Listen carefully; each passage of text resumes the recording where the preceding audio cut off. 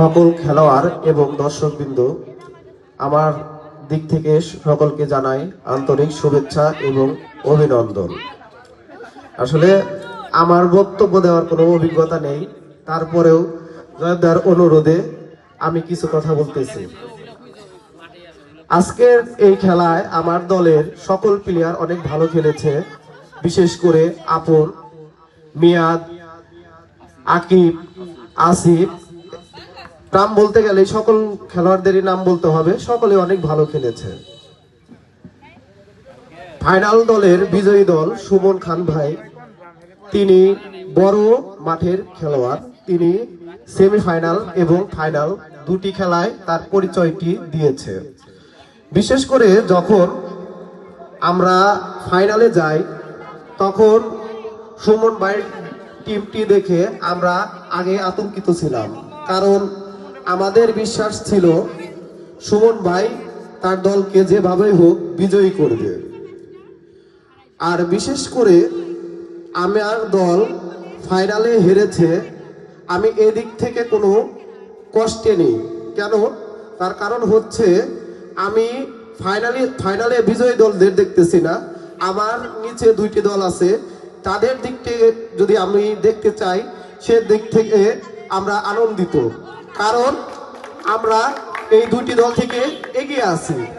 এবং ফাইনাল খেলা এটা আসলে সকলেরই কপালে জোটে না।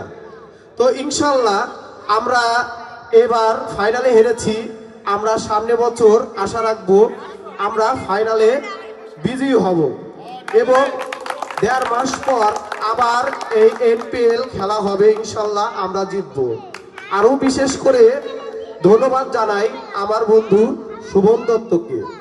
আসলে এই খেলাটা পরিচালনা করার জন্য অনেক কষ্ট এবং পরিশ্রম করে শুভ প্রতি বছর আমাদের কাছে দুটি খেলা উপহার দেয় এবং এই খেলা থেকে আমরা সকলেই একত্রিত হতে পারি।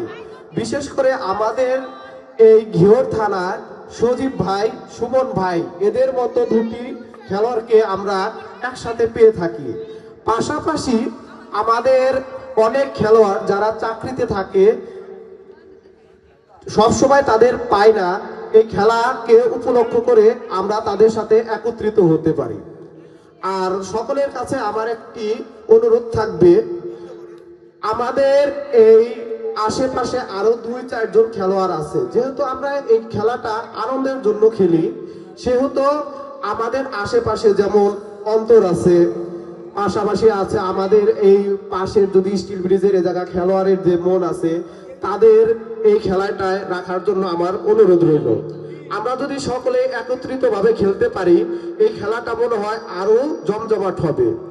এবং সামনে বছর শুভর কাছে একটা অনুরোধ থাকবে যে এই খেলাটা যেন আরো জমজমাট হয় এবং এই খেলাটা যেন আশেপাশের 2-3টা গ্রাম থেকে সকল দর্শক খেলা দেখতে আসে, এই ধরনের একটা ব্যবস্থা করার জন্য।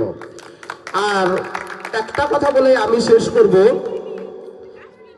একই কথা, আমি এই খেলার যে পরিশ্রম দিয়েছে শুভ, আসলে একটা খেলা চালানো কিন্তু সহজ বিষয় না, এই খেলাটা চালানো কিন্তু অনেক কষ্টের। আমি আমার দিক থেকে শুভকে আন্তরিক শুভেচ্ছা এবং অভিনন্দন জানিয়ে আমার এই সংক্ষিপ্ত বক্তব্য শেষ করছি।